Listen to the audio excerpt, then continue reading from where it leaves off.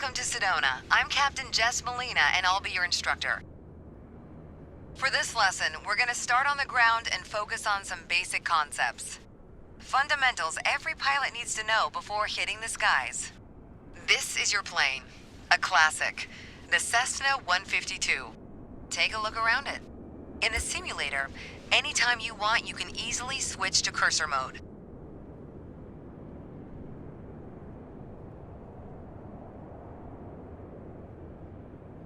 The cursor is handy for interacting with menus and cockpit controls or instruments. As you can see, activating the cursor also displays the toolbar. The toolbar is a quick access menu that allows you to control various aspects of the simulation. Try to find and open the basic controls panel.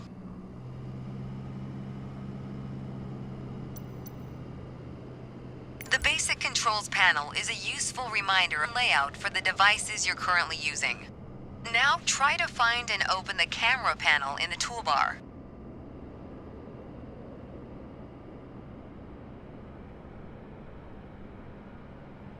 The camera panel allows you to access the camera simulation. Go ahead and close all the panels for now.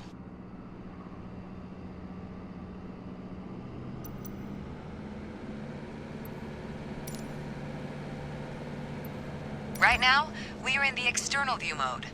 Let's switch to cockpit view next.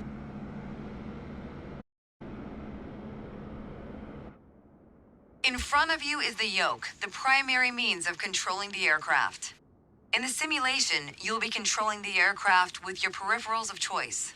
So let's hide the yoke for now.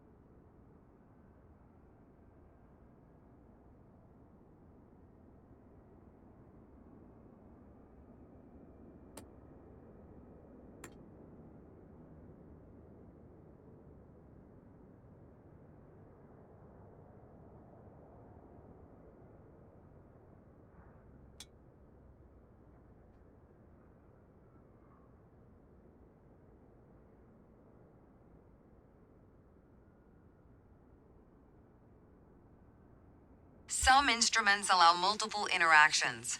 For example, rotating a dial clockwise or counterclockwise. In these cases, you need to lock the cursor onto them in order to interact. For example, take a look at the clock in the middle of the dashboard. Go ahead and lock the cursor on it. Now change the clock time.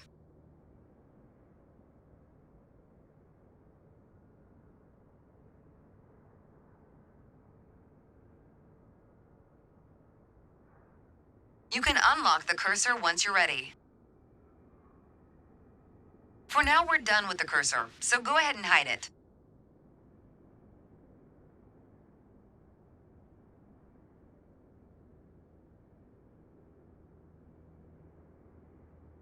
All right, as we've seen, when you want to look around you, it's easy to rotate the camera. But you can also move it freely in the cockpit to get a better view of anything you want to see, even through a window to look outside.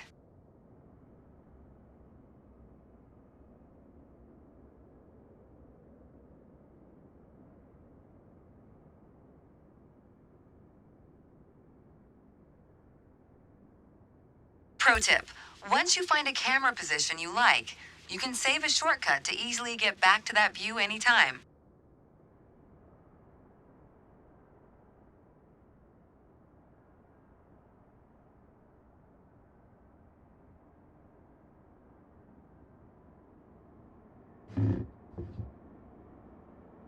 Now, reset the camera to its original position. Then try switching to your custom one again. All right, that covers the main camera functions available in the simulation. Try to familiarize yourself with them a bit more. Then reset the camera to its original position whenever you're done. Great.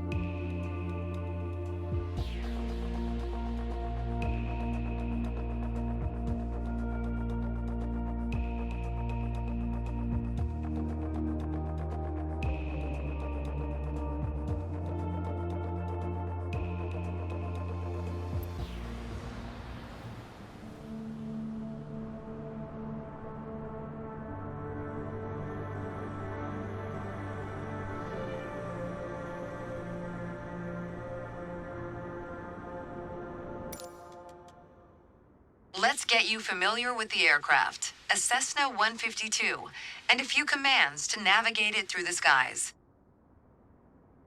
In front of you is the yoke. The yoke is like a steering wheel, more or less. Turn it left or right to control the ailerons and bank the aircraft into turns. Look at the trailing edge of the wings while turning the yoke to see the effect on the ailerons.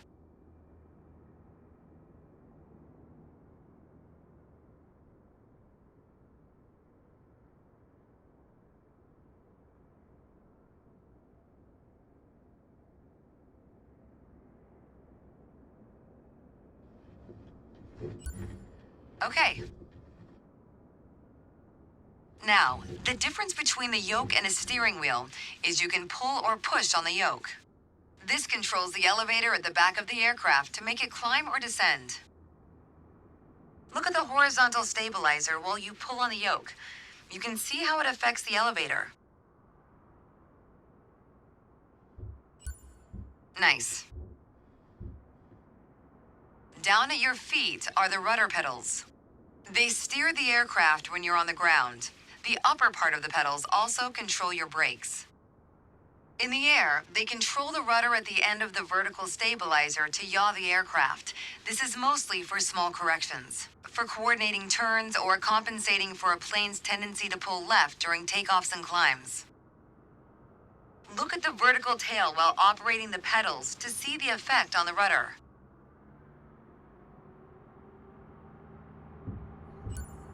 Great. Last but not least, the throttle is located near the center of the cockpit. Pushing forward will increase power. Pulling back will decrease power. First, look at the throttle and select it. Keep it selected and push it forward to increase power.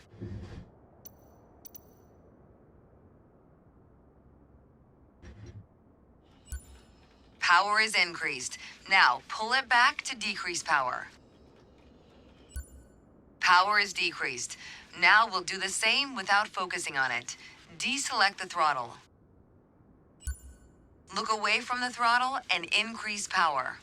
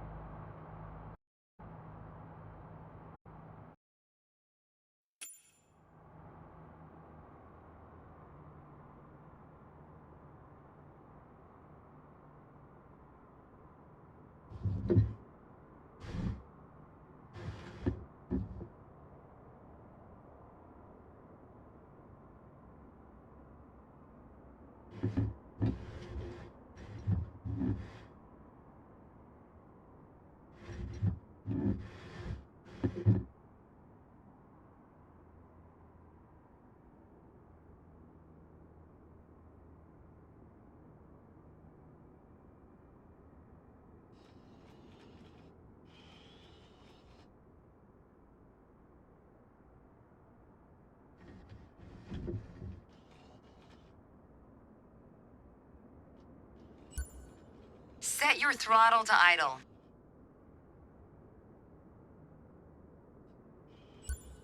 Excellent.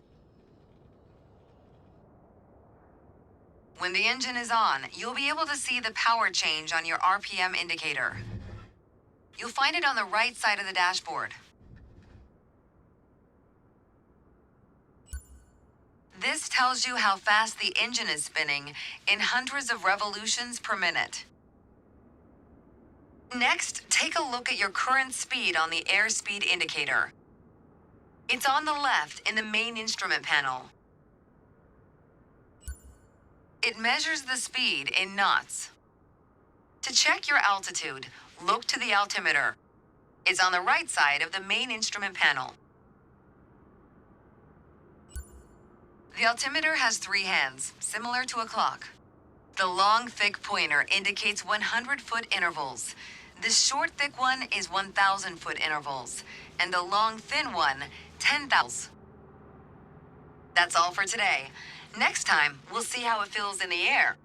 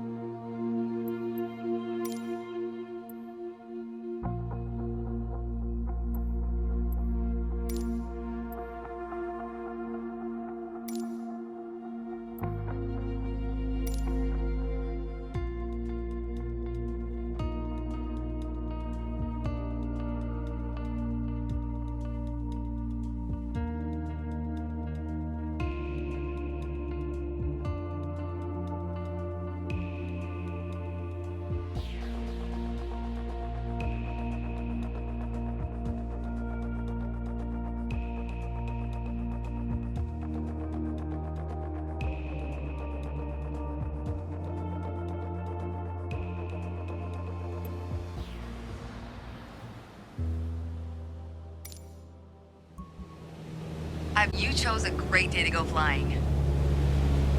This session, we'll get started with some basic controls. Sound good? First things first, let's get familiar with your surroundings. Out your side windows, you can see we have great visibility over Sedona today. This is Red Rock territory. Beautiful, isn't it? See if you can spot the Sedona airport. The runway should be a pretty easy landmark to find. There you go. Visual confirmation on the airport.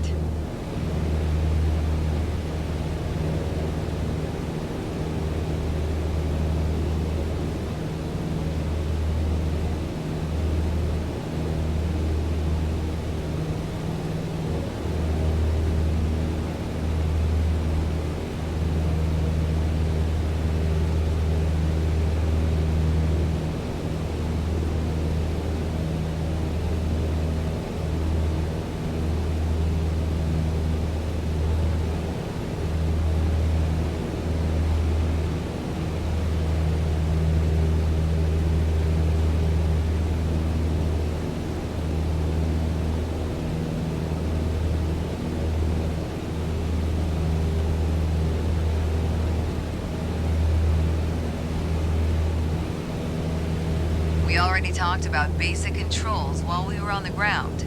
Time to see how it all feels in the air. The aircraft is currently set to a cruise attitude, the position it should be in for regular flight.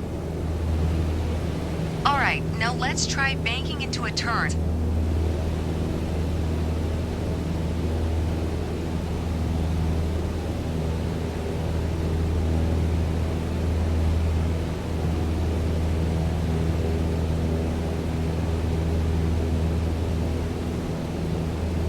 As a general rule, you always want to keep your turns under 30 degrees.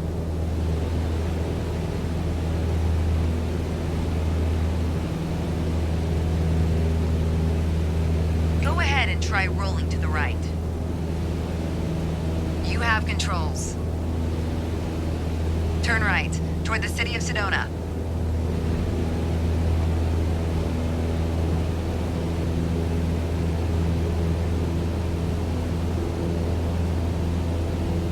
Excellent. As we're flying towards Sedona, let's try climbing up and down. Gently pull on the yoke to climb. Give it a try.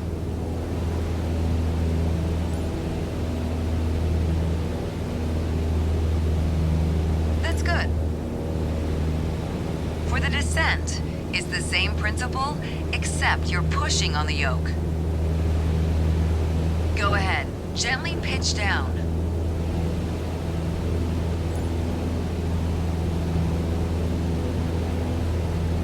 That's good. Okay, time to find the airport again. Look around, and when you found it, make a turn in that direction.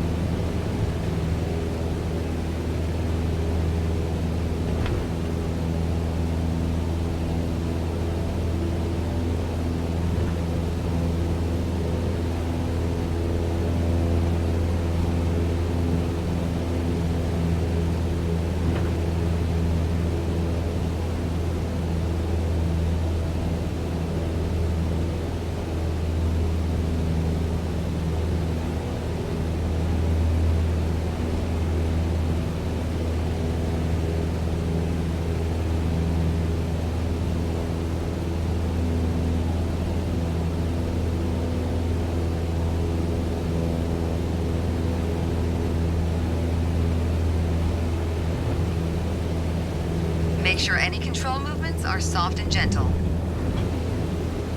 Now that you're more familiar with the aircraft and the surroundings, the next step is to go deeper into handling and techniques. Soon enough, you'll be able to enjoy trips all on your own.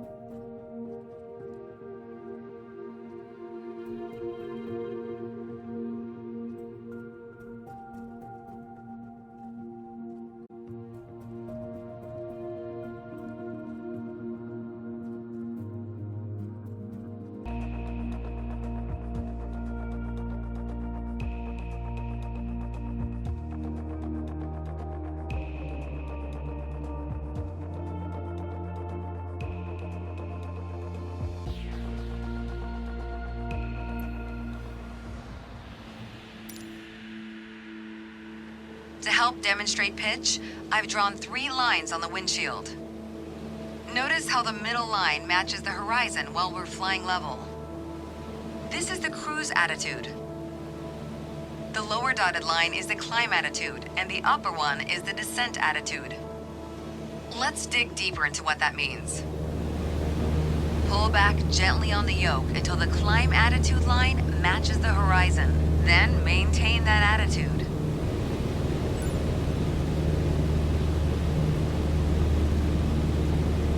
Emitter, we're gaining altitude. But we're losing airspeed, proving you can't avoid basic physics while making a climb. Excellent. Now let's level back out. Our speed is increasing and our altitude is stable. That's okay. Push gently on the yoke until the descent attitude line matches the horizon. Then maintain that attitude. As expected, with a nose-down attitude, our altitude is decreasing while our speed is picking up. Great. Okay, bring us back to level flight.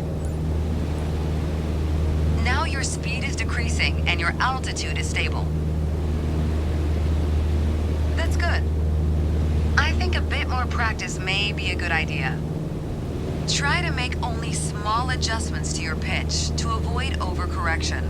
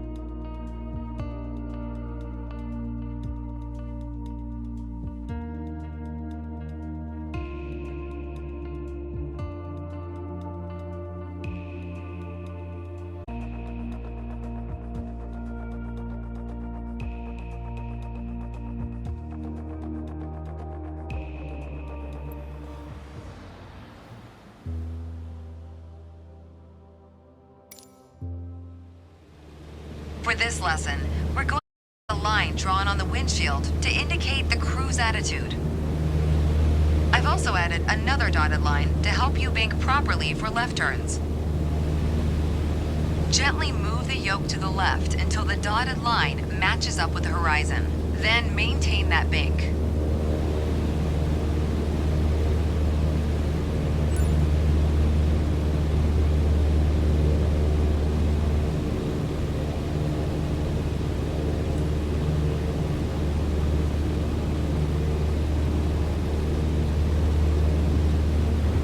Working on it, you'll get better. Watch your altitude. It wasn't constant during the turn. Now let's see you level back out. That's good. Remember to maintain altitude while leveling off. For the next step, turning to the right, let's see how you do on your own without any markings. At the top of your attitude indicator, there's a series of notches representing 10 degrees each. As a general rule, you always want to keep your turns under 30 degrees. Start banking right until you're lined up with the second notch to the right on the attitude indicator. Then maintain that 20-degree bank while remaining at the same altitude until I ask you to stop.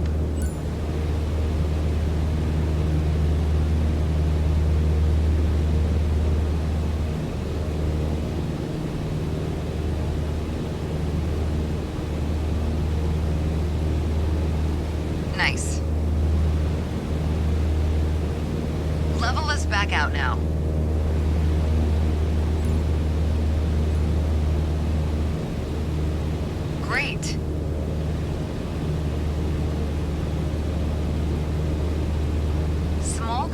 vibrations on the yoke will lead to more accurate turns.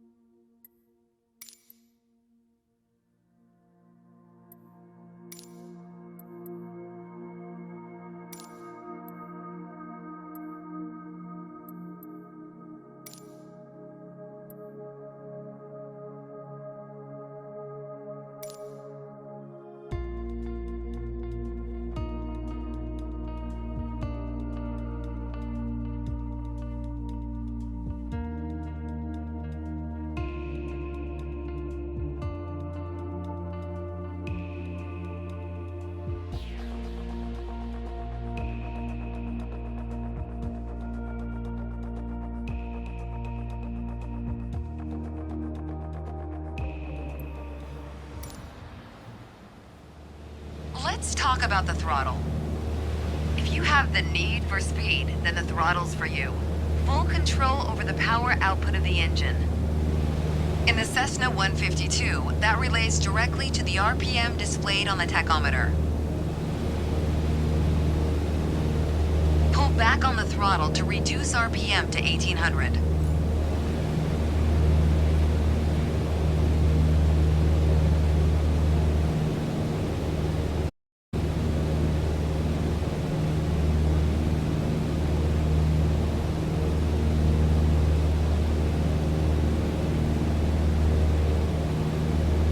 Back on the throttle, you want to reduce RPM to 1800.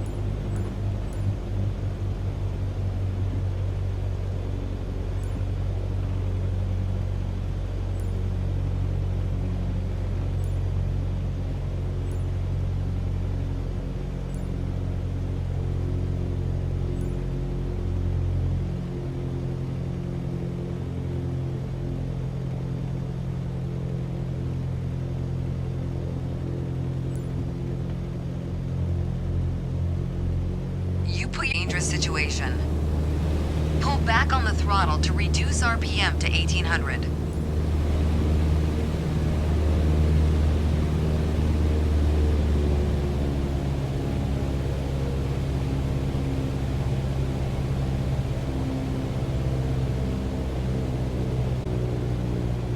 Look how you're...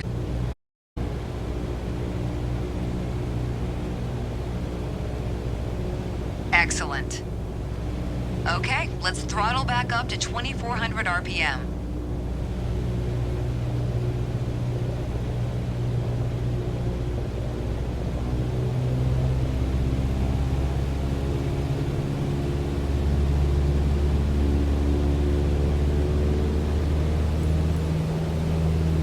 Your speed is increasing now. As long as you maintain the same attitude, your altitude will keep climbing as well.